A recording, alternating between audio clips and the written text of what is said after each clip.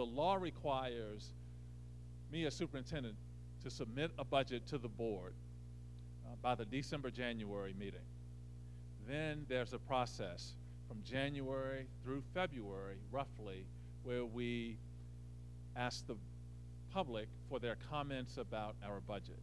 And then the board votes on the budget after that point. But it doesn't end there. Once the board votes on a proposed budget, then that budget goes over to the county council. And then the county council then spends time with that budget as well. And then the budget is reviewed once again by the county executive, who spends time with it as well. Once it's approved by the county executive and the county council, then it goes to the state. And then the state must approve that budget when they approve the governor's budget.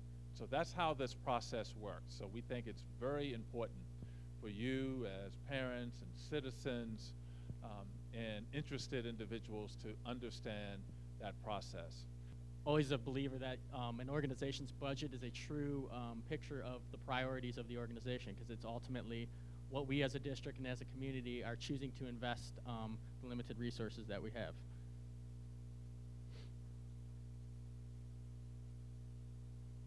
We have three components on how we receive and spend funds. As Dr. Hyde alluded to, the superintendent proposes a board of education in January. He proposed that budget on January the 5th.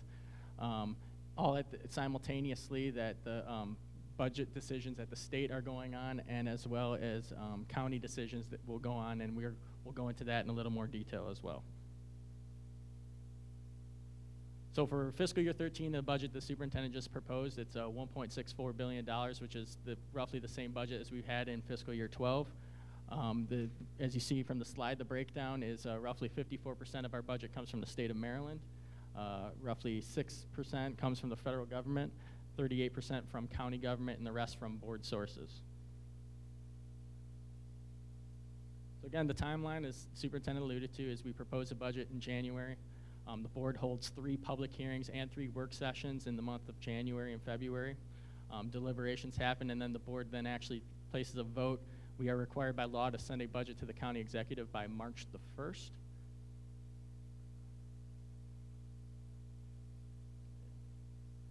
The county executive then by law is required to propose a budget which includes the Board of Education budget to the county council by March the 15th. County council then holds hearings that includes the Board of Education budget in the months of March through April, and then in May they ultimately adopt a budget. At the same time, the state has adopted a budget in the April timeframe that also includes funds from the Board of Education. This year, January 18th, is when the governor will be proposing his budget, which includes funds that will be coming to Prince George's County Public Schools. The General Assembly holds hearings on the state budget, which again includes budgets for education, all 24 jurisdictions, including ours, in January and February and March. And then budget is approved by a General Assembly in the March-April timeframe. So really, what are the drivers? Obviously, as Dr. Hyde alluded to, the Board of Education can't raise revenue. So we can only spend what we get from the federal, state, and local government. But the biggest indicator of how we get money from those jurisdictions is enrollment. So if your enrollment goes up, you tend to get more money. If your enrollment goes down, you tend to get less. There's obviously revenues for specialized enrollment, like the number of ELL students you have, or the number of students in circumstances of poverty that you have. You'll get additional dollars from the state on that. But for the most part, on the county and state level, that most of your revenue comes through enrollments. And as the slide indicates, the district has seen an overall decline in enrollment over the last 6 years. Top that off with economic recession, and that's why you have seen over the last couple of years sort of a downsizing of the school system. Sorry, yeah, English language learners, students who English is not their first language in their home.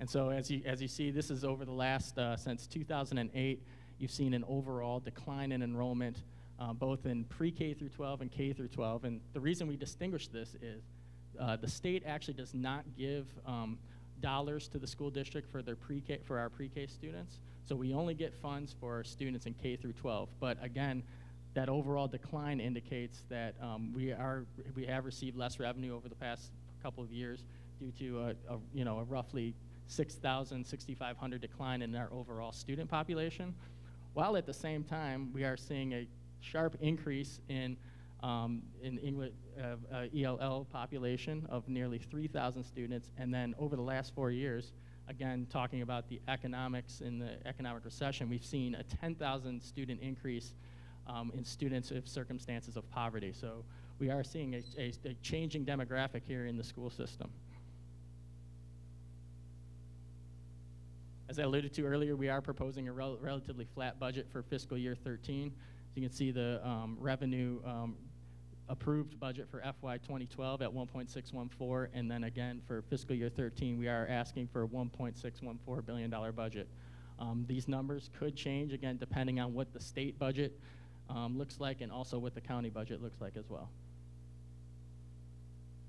As Dr. had alluded to, we did have, going into this budget season, 4 priorities that we really focus on.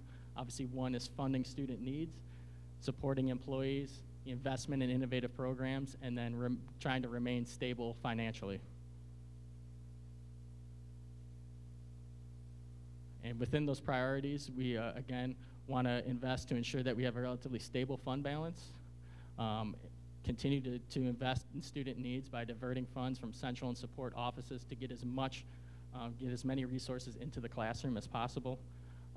Obviously, an investment in employee compensation. We are obviously for the first time have a small amount of money set aside to negotiate employee compensation improvements for our employees. And then again, continued investments in innovative programs such as secondary school reform and the middle college. And then as Dr. Hyde alluded to earlier, we are doing a new process this year with budgeting for our schools, and it is student-based budgeting. So no longer are we really in the business of funding schools, no longer are we in the business of funding adults. We are now in the business of funding students and funding the needs of those students. And I think that's obviously the biggest change from where we are from how we budget now to how we're going to budget in the future. We are going to allocate resources to schools based on the needs of the students in those schools.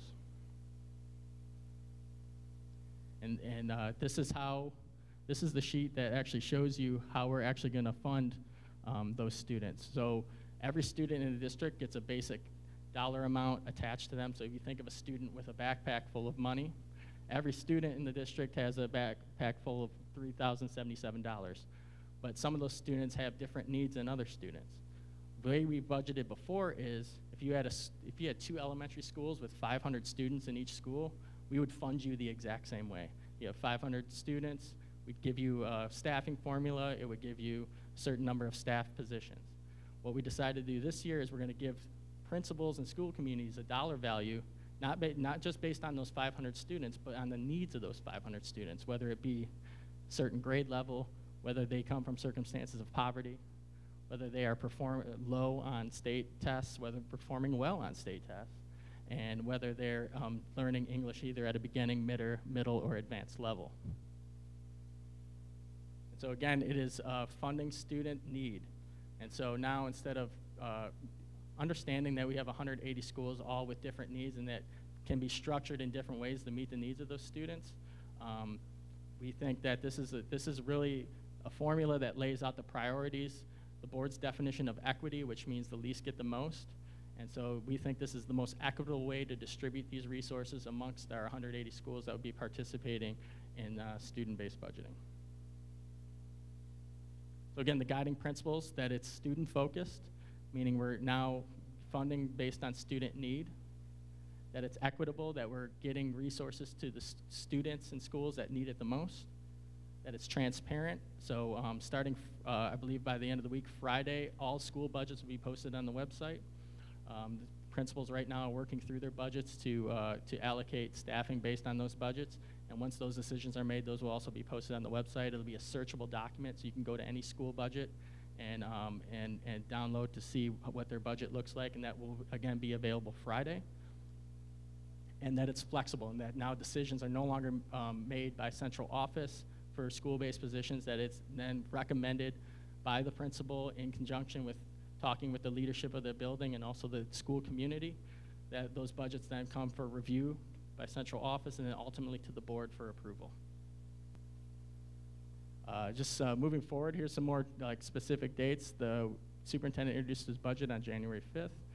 Obviously, the 11th, we're having a community forum today. There's 2 more community forums, one at Gwynn Park Middle, and then one at Cora Rice Elementary School.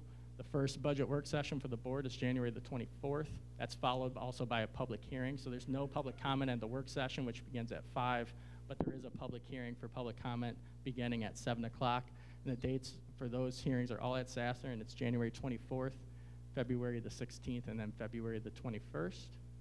And then with right now a tentative adoption date being February the 23rd.